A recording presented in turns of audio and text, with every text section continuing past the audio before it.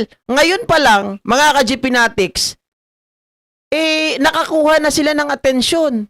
Nakakuha sila ng mga, nakita ng mga expert na may irregularity na nangyayari dito. At kakasuhan itong mga ito. Legal expert sa ginawang pagdinig ng Blue Ribbon Committee ng Cayetano Block ng Senado. Posible rin daw sumabit ang mga dating sundaling humarap sa pagdinig sakaling habulin sila ng mga inakusahan nilang tumanggap ng mali-malitang pera. Correct. Nakatutok si Maki Pulido. Mami Eva. Hearing is now called to order. Nang mag-Blue Ribbon Committee hearing kahapon ang paksyon ni Senator Alan Peter Cayetano, kahit sila napunang walang Senate Secretariat.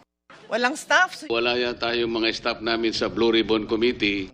Si Cayetano tila nakiusap pa sa kanila. I agree, let's not put the burden on the employees, but now it's a matter of conscience. Dahil walang Senate Secretariat, si Cayetano ang nagpa-oath-taking sa mga dating Marines na imbitadong resource speaker. Sir Eddie. Do you swear or affirm to tell the truth, the whole truth, and nothing but the truth in these proceedings? Shoutout sa taga Sambuanga. Thank you. Wala ring nag-record sa kabuuan ng committee hearing. Ayoko kayong maipit, pero hindi naman siguro kayo maipit by putting on live kung ano nangyayari dito. That's a matter of record. Dahil in aid of legislation o para makatulong sa pagsulat ng batas ang mga committee hearing, mahalaga ang committee hearing records. Hindi matutulungan yung pagsusulat ng batas Correct. kung walang record yung mga senador nung mga nagganap at nasabi. Kaya nga mukhang irregular yung nangyari kahapon. Para sa presidente ng Integrated Bar of the Philippines, ang kawalan umano ng Senate Secretary at stenographer, indikasyon ng irregularidad ng pagdinig. Correct. Tapos tinuloy pa rin. Irregularity doon sa proceeding yesterday. Alam nyo, ang ginawa talaga nila dito, mga kababayan, ano lang for media mileage. Yan talaga yan. Hindi na nila inisip. Kasi mga abogado yan. Si Pia, abogado rin itong si Alan Peter Cayetano. Mga ka-GP Natics, pag alam mo na walang stenographer, walang Senate Secretariat, alam mo na kaagad na may irregularity doon, pero tinuloy nyo pa rin, di ba? Para manira lang talaga. At yung paninira, ito nga yung sinasabi ko, dapat, bago kayo kumuha ng testigo, it should be bet, di ba? Dapat i-verify muna. Dapat tingnan muna kasi yung maglalabas kayo ng mga tao dyan, magsasalita, masisira ng kahit ano. Hindi mo nababa. May mga tao talaga na maliliit, makikita ang utak na paniniwalaan na agad yan. Kasi yung iba wala ng time para mag-research. Hindi katulad natin, mga kababayan, pwede tayong hanapin natin. Pwede natin ma-fact check kagaya ng ginawa natin kanina. But those, yung ibang mga tao na sobrang busy sa kanilang trabaho, hindi nila mapapack-check ito. Kung ano yung naririnig nila, yun ang paniniwalaan nila. So, dapat maging maingat talaga. Sa bagay, ang gusto lang naman nila talaga is to destabilize. If you notice, di ba, wala based on the write-ups that I read, no? Wala nga pong stenographer. And there was also no... Wala, hindi po, hindi recorded. Kasi Walang visa. Walang ang authority. Kumbaga, yung proceeding, it is as if it did not happen or it did not take place. Kaya sabi ni Senator Erwin Tulfo, ang Blue Ribbon Committee Chairman ng bagong mayorya na pinamumunuan ni Senator Win Gatchalian, walang saysay ang hearing. Kasi po, hindi naman po recorded po yun. Di ba, walang entry po sa Senate po namin na mga books. So, wala pong saysay. Maski manumpa sila hanggang gusto nila, ibigay man nila sa ombudsman yon, hindi po tatanggapin yon. Sa hearing kahapon, mahabang listahan ng mga personalidad na idinawit ng mga dating miyembro ng Philippine Marines sa flood control scam. Kahit ilang mga senador na nasa hearing, may mga idinawit na personalidad.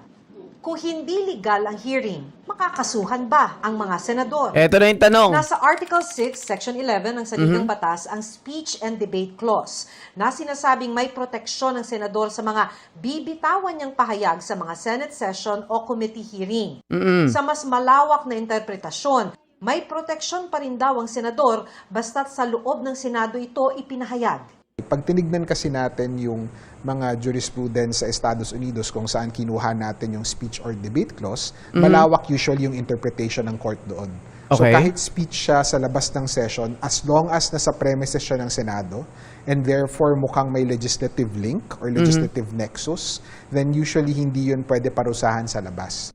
Ang sinasabi rin daw ng saligang batas, Senado ang magbibigay ng parusa sa mga maling pahayag ng isang senador. Binabawal niya yung pagparusa ng isang senador sa labas ng Senado. Sa Pero labas. within the chamber mismo, no, and among each other, pwede kang parusahan sa mga pinagagawa mo sa loob ng Senado. So the example sa House is si Kiko Barzaga.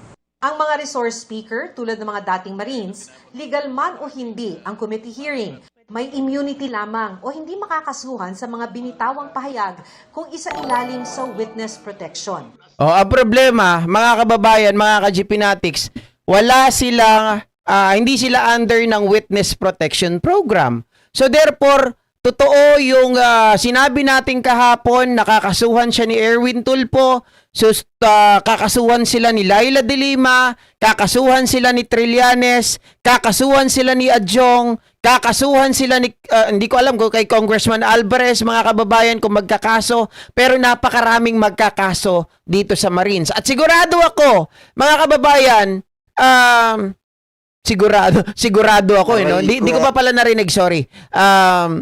I stand corrected, no? Hindi ko pa narinig na magkakaso si Lacson o si Tito Soto, pero mga kababayan, maliwanag na pinakita natin yung resibo, they should file a case against these 18 Marites. 'Di ba? Dapat lang, mga kababayan, para makita. At saka, doon sa Blue Ribbon sa Lunes, dapat ipakita nyo po ang video na ito, mga kababayan. Sana may magpaabot kay Senator Lacson at kay Tito Soto na ito ang video, mga kababayan, na sinasabi nila na nakatanggap ng mali-maletang pera. Ay ko. Tingnan nyo paano bibigyan ng mali-maletang pera si Tito Soto at si Ping Lacson at that time. Mga ka-GPnatics, unang-una, hindi pa si PBBM ang presidente noon. Tumatakbo pa lang. Si Digong ang presidente. Kasi pag sinabi mo, mga kababayan, na binibigyan ito, hindi ko makuha. Kasi, hindi naman sila kaalyado ni Digong. Aray ko. Diba? Pero ang alam ko, si Saldico ay kaalyado ni Digong at that time. Oo. Si Saldico. Kaya lang, mga kababayan, ibang usapan na pagdating sa mga probinsya. 'Di ba? Oh. So paanong mabibigyan sila ni BBM hindi pa nga nanalo yung tao? At saka, bakit sila bibigyan? Magkalaban sila sa politika at that time. Aray ko. 'Di ba?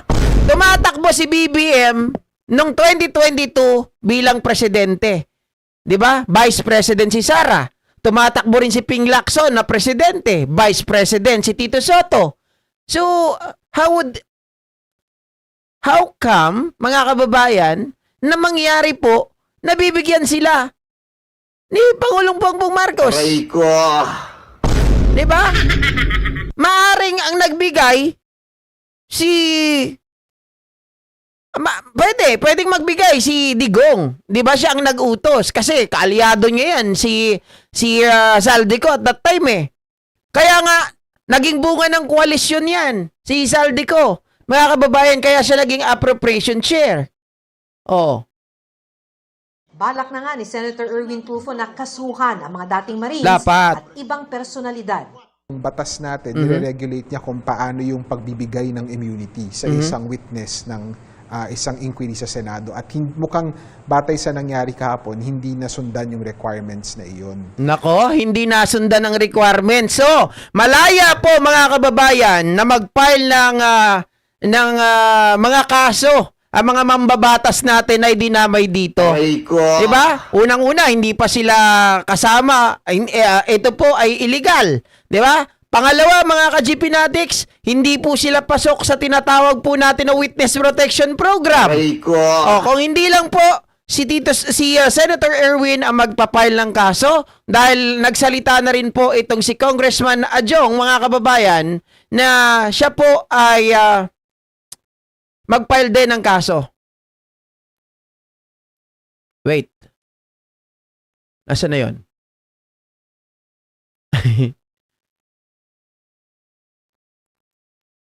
Eto. Ano tawag nga natin? Maleta Boys. Yun ang sinabi ng AFP. Oo, wag na raw tawaging Ex-Marines. Ex-Marines. Okay. Makasama po natin si Representative Zia Alonto Adyong ng 1st District ng Lanao del Sur at tagapagsalita rin po ng House Impeachment ng House Prosecutors ito, di ba? Yes. Ng House Impeachment Trial. Good morning po. Kong Zia, welcome po sa Anong Ganap. Hi, Kong. Good morning. Good morning po. Good morning po, Ma'am Victoria. Good morning, Sir Christian. Good morning po sa inyong mga tagapakinig at taga-subaybay ng programa. Maraming salamat po, Kong Zia. Sir, so... Naku po, mga kababayan, si Father Flavi, si Laila de Lima, magpapile ng case. Yung 50,000 nila, mga kababayan na natanggap, pati yung cellphone, or sabihin na natin 5 billion, mauubos yan. Mauubos yan, maniwala kayo. Sa dami ng, kunwari, si Adjong, mga kababayan, sa Mindanao nag-file. Pupunta sila doon pag may hearing. Aray ko. Di ba? Yung pamasahe nila, yung accommodation, at kung ano-ano pa. Naku po, sigurado. Sana maganda yung mga kongresista, mga senador, maghiwa-hiwalay kayo. Di ba? Wag lang puro sa Maynila. Ang gawin ninyo, sa Mindanao, sa Visayas, para, sigurado maubos yung 5 milyon na yan. Could be filing, tama po ba? Case against dito sa mga Maleta Boys na nag-allege na kayo daw po. Tama, sa iba't ibang lugar. Lamang limpak na pera. Yes. In fact, napag-usapan na namin to with my Ay, di ako lawyer. galit, So, Sir Jason probably Rivera. in the Okay coming lang days, yan. no? Tayo kasi, matagal na actually ito na lumabas, di ba? Aha. Sa mga few months ago. Pero ito na kasi, medyo in-elevate na yung issue na ito sa Senado na alam naman natin, lahat ako, to be honest with you, matagal ko nang ayong sana patulan to Few months ago nung lumabas yung listahan nila. Pero this time I think it deserves the attention that they really want to seek, which is probably having this case, having the issue discussed in the court. Opo. Ano po kaya yung nakikita ninyong rason kung bakit may mga idinamay pong pangalan nitong tinaguriang Maleta Boys? Specifically pa po, yung ilan sa mga yon ay una, part nung bagong majority ngayon sa Senado at yung ilan pa po dito ay part nung mismong prosecution team ng Kamara para sa impeachment trial.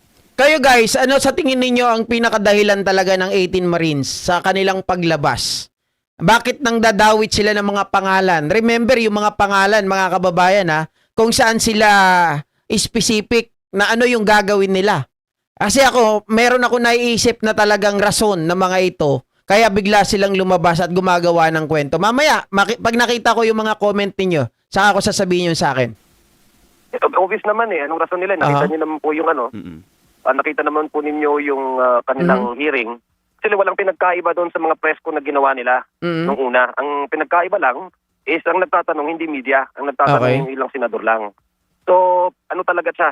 Intended talaga siya para parang i-distract yung tao, ilihis yung usapan, sirain yung credibility ng mga ilan na mga membro ng prosecution. Actually, hindi lang prosecution, lahat ng mga nang hindi nagpaparot ng naratibo ng kanilang grupo. True. Ibig sabihin, yung mga critical sa mga kay Vice President Sara, kasama na doon sa listahan. Yun! Kung mapapansin nyo, yung hearing na yun, wala ngang staff galing sa Senado, wala ngang stenographer, lahat. Sila lang, yung mga ilan lang senador, pati na rin yung 18 Marines na yun. So, kung tatanungin nyo ako, in terms of impartiality, wala talagang impartiality doon. Dahil, kumbaga, parang ang intention talaga doon is para maging may magkaroon ng semblance of legitimacy itong mga Marines na ito. Dahil instead na yung ginagawa nila before, na puros lang sila presscon, ngayon sa Senado na nila sinasabi yung kanilang mga storya. Yun nga lang, ang karaibahan is ang nagtatanong hindi lang media. Ang nagtatanong na this time is yung mga ilang senador. Pero sir kayo, you've never met any of these Maleta Boys, may categorical denial ba kayo na meron kayong involvement with them in any way? Well, yeah. Of course, I deny that. I categorically deny, I vehemently deny. Hindi ko nga sila makakilala Wala nga akong naano sa kanila. Kaya nga gusto ko ayaw ko nang pansinin. Sabi ko, napaka-lukuhan na to. Sabi ko, it's not worth my time. I mean, it's too absurd to even, pay attention to it.